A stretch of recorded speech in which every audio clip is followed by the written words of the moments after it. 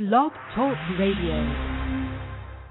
This is a special presentation of Full Scale Sports Radio. Your host, Mike Pendleton, goes one-on-one with Unguarded star Chris Herren. Herren, a former basketball player, battled addiction throughout his entire life and basketball career. Is a very harsh lifestyle. I believe that every day is a rock bottom in that lifestyle, especially the amount that I was ingesting on a daily basis. That's a perfectly normal thing to do. To the average person, it's crazy. But when you're in that world, that's the things that happen. Rock bottom, that would be one of my good days, actually. If that was my rock bottom, I would have got through this pretty easy. To be good to themselves, to take care of themselves, to love themselves, to believe in themselves, that they don't need a substance in their body to change. They're perfectly fine who they are.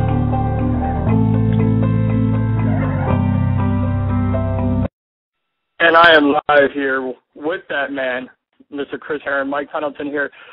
Mr. Chris Herren, how you doing? I'm great. How are you? I'm doing really good. That little intro there, kind of a tidbit of the things that we are going to be talking about in this interview here. Once again, I want to thank you for coming on. Before we get into your story, let's get into the national story very quickly. You are from Fall River, and everyone knows the events of last week. You grew up wanting to be a Celtic, and Boston is your home just as much as Fall River is your home. With the tragedies that happened in Boston last week, how close to home did that hit? It hit real close. I mean, when it's 40 miles, 50 miles from where you grow up, and they're starting to shut campuses down 10 miles from your home, it's real close.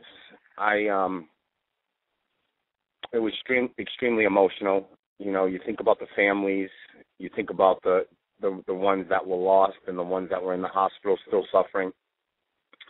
And, for me, what I've gone through in my life, it kind of puts things in perspective. So, Boston, they say Boston strong, and that's kind of the hashtag right now. But I'll tell you, we locked it down, and they weren't leaving until we got it figured out. So that was the beauty of it. With being Boston strong and the events of last week, was there ever a moment where you were more proud to be a citizen of the entire state of Massachusetts? No, not at all. I mean, it was, just to see people running to the scene rather than running away. That was the emotional, piece for me. To see those people who were not involved, weren't injured, but ran right to it. That kind of gives you a look at humanity and saying that's what we're all about, and that was the beauty of a horrific event. Absolutely. Now, as I told you kind of off air right before we came on here, this interview here, obviously everyone knows your story. I have you talk a little bit about your story. And as much as I'm interviewing you, it's more now of a conversation. As I told you off air, my biological mother was a user her entire life while pregnant with me. I was given up for adoption, played basketball, grew up without a father. So I sit there and I watch Unguarded, one of the greatest ESPN 30 for 30 films of all time, and I see so much of opportunity, chances, extreme danger, and yet now you're, I wouldn't say I am, but you are now making positive impacts throughout going through a struggle. And that right there, just on a personal level, means so much, because I look at someone who went through what my real parents went through, and I look at someone who was a basketball player like I once was. And you did both.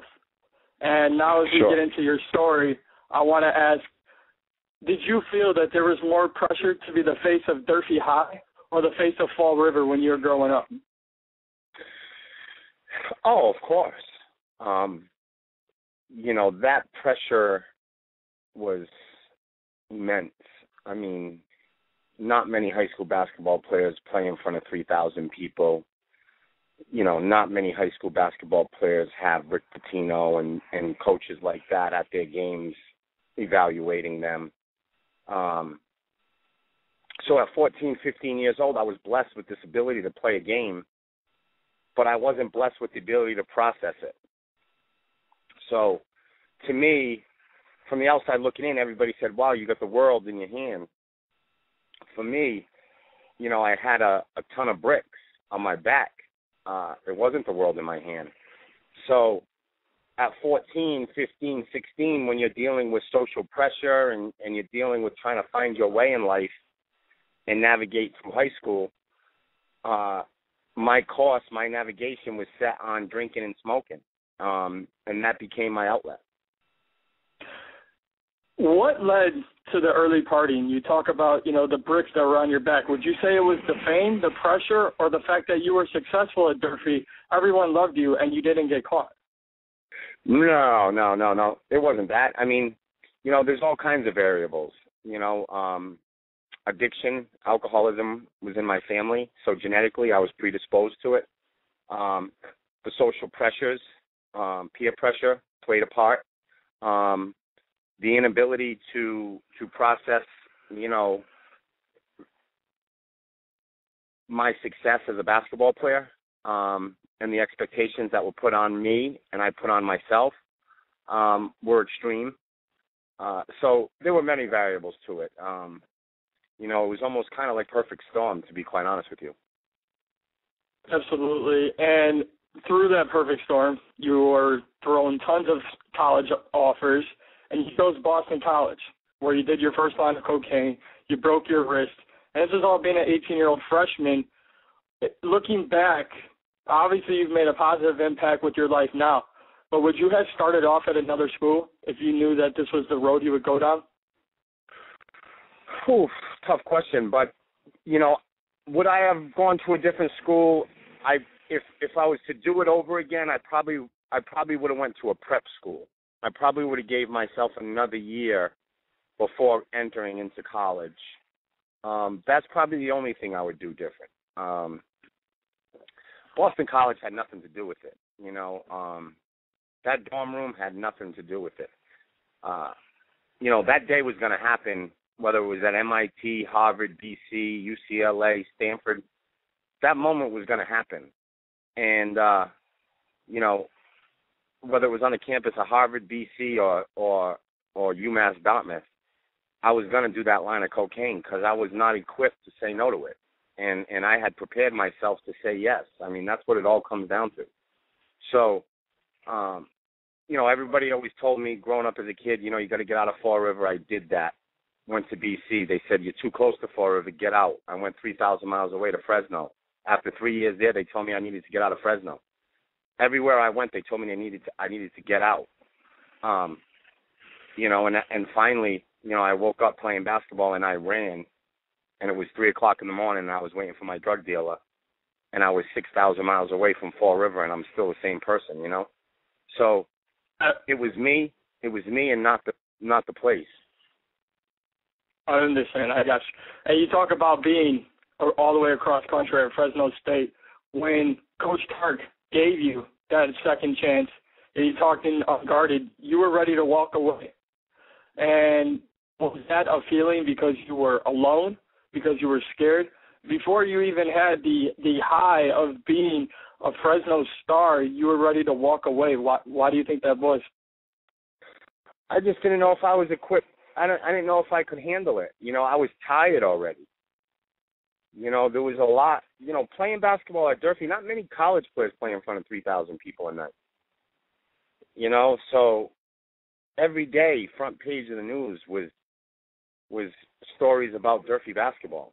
You know, I mean, I got suspended from high school, and for 13 straight days, it was in the front page of the paper. You know, I mean, you would think that I was like, you know, the president. You know, and you know, not many high school kids deal with that. So by the time I got out of BC and I got thrown out and I was exposed, you know, the Boston Globe put me on blast and told the whole region that I was thrown out for cocaine and I had a drug problem. So at 18 years old, I had to face that. I had to face the stares, the questions, the comments that I was an 18-year-old drug addict struggling with cocaine, and I was ready to walk away. But Coach Chalk threw me a lifeline, and I took it. You went through, obviously, a roller coaster. December 10th, 1996, the game against UMass. And in November 25th, 1997, you had to make the announcement of your addiction, of your disease, led you to go to treatment. And then fast forward, you get drafted by the Denver Nuggets in the second round when you should have been, as you said, a solid first rounder. And then you get traded to Boston. You look at these ups and downs of having people there for you and having to do it on your own, going through what you've gone through.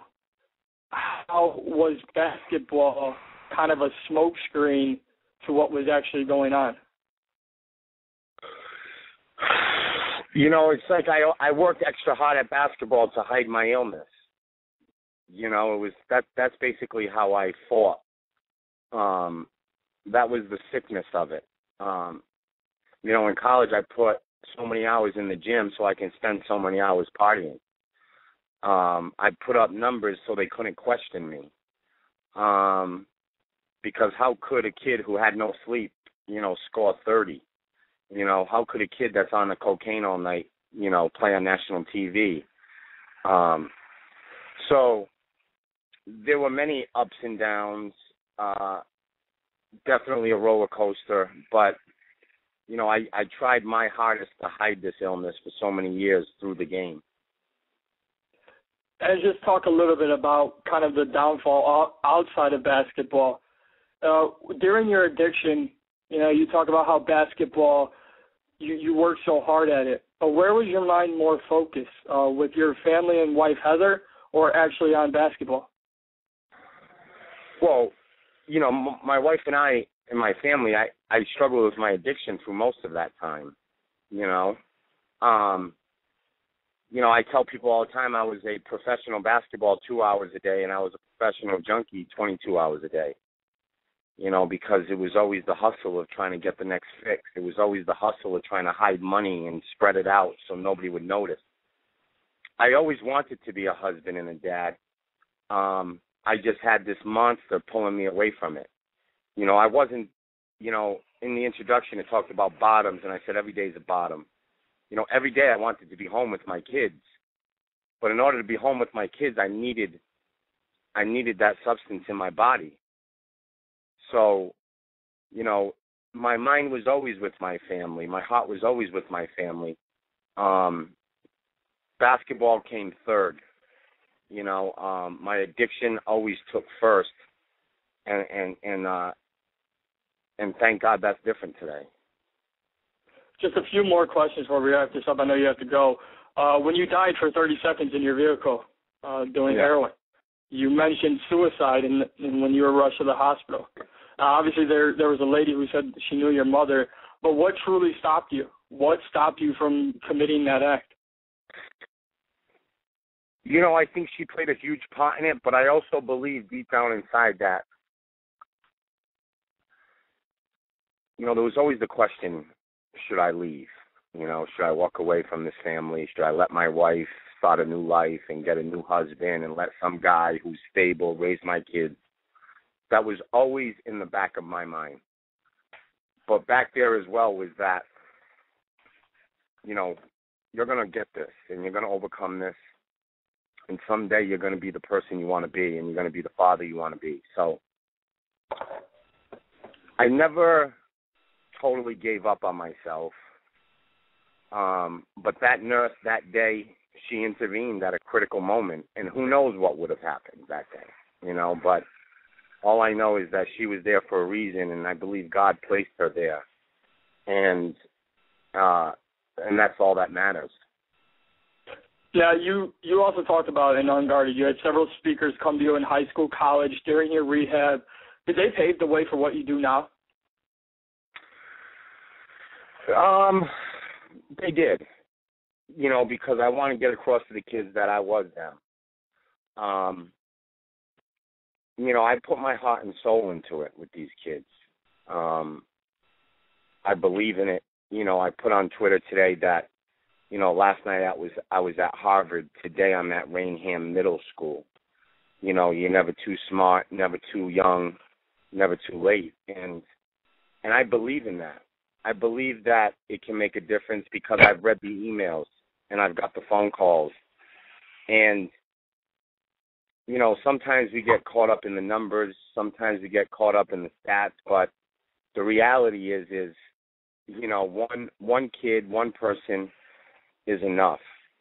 If you can make a difference in one person's life, man, that's enough. Chris Mullen, Liz Mullen, all the people that helped me, that one person, I was that one person, and it's made a tremendous impact on many. You know, never mind my family, but just all the students I talked in front of. So, you know, that's how I look at it. You can include me as one of those that you've touched with your messages. And just as we wrap this up, before I have you talk about Project Purple, and I have one announcement that I want to tell you live here. You have two symbolic symbols every day of your life. The bridge going into Fall River and your youngest son, Drew. Both symbols of how far you've come and where you were.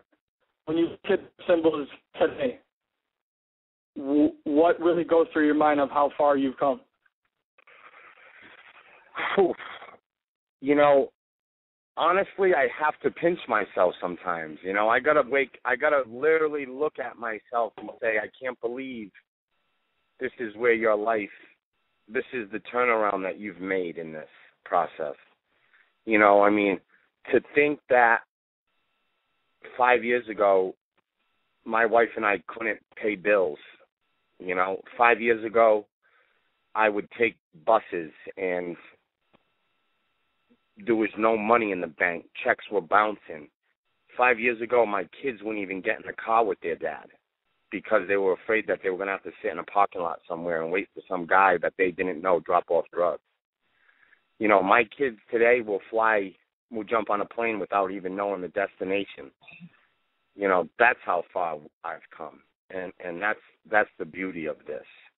You know, the amazing blessings in recovery is you get to watch people around you recover. You know, I got to watch my kids walk a little easier. I got to watch them have faith, blind faith, knowing that no matter what, we're going to be okay. That's what the miracle of recovery is, and that's something I'm extremely grateful for. Now, I know you have a lot on your plate today. You're about to go speak to a middle school. As we let you go, you have your work with Project Purple, Hoops Green. You have basketball camps. You have the Herren Project. Before I have you kind of end it with telling everyone how they can help, and I want to let you know that I am officially throwing a link up to Project Purple. And due to the events in Boston and due to the timing of this interview, I am making a statement to our 10,000 listeners to donate any amount of money they can. So by this time next year, I will like to have, if not sooner, donated over $1,000 to Project Purple. And I would like to help next year in any camps that you have, even in this summer. I will make the trip to Boston, to Fall River, wherever, just because of how important this interview was to me.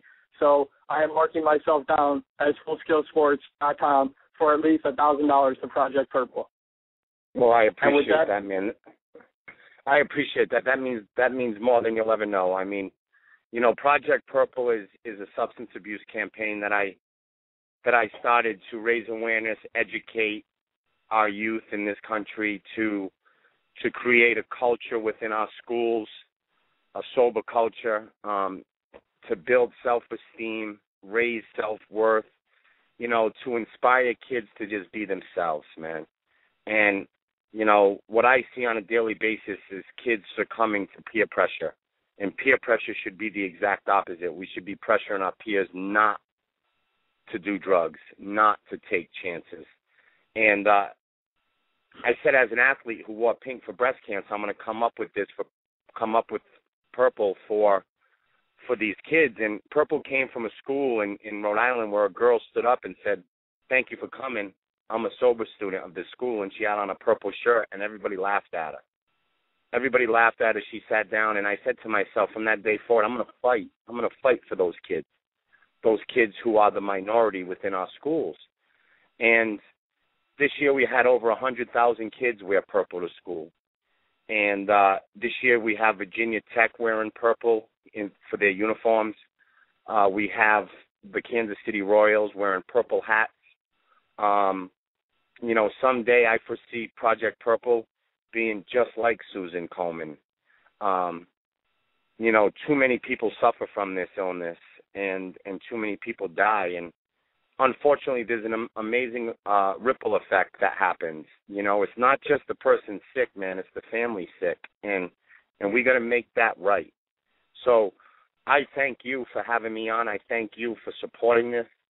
I thank you for helping me get this message out. And I'm going to tell you something, my man. I do a lot of interviews, and I've been doing them since I was 14 years old. And I'm blessed to do this one.